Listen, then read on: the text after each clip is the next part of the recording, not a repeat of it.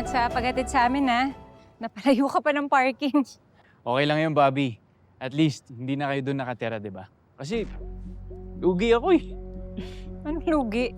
E paano naman ako aakit ng ligaw sa'yo kung doon kayo umuwi sa bahay ng karibal ko? Pero, alam mo, okay lang naman sa akin yun eh. Sa akin, wala namang problema eh. Si Tonyo iniisip ko.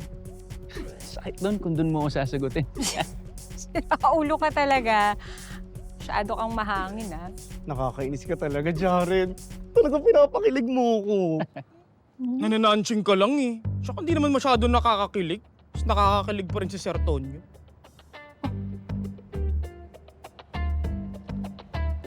Talaga ba, Abdul?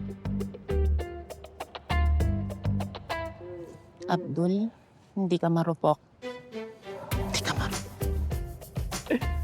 Bobby, paano? Mauna na muna ako ah. May kliyente pa akong kikitain. Sige, salamat ulit, ha. Message mo ako pag may kailangan ka, okay? Sige. Bye. Bakla, nanghihina yung tuhod ko. Ano, Doko? Ang hirap magpigil, no? Nanghihina ako.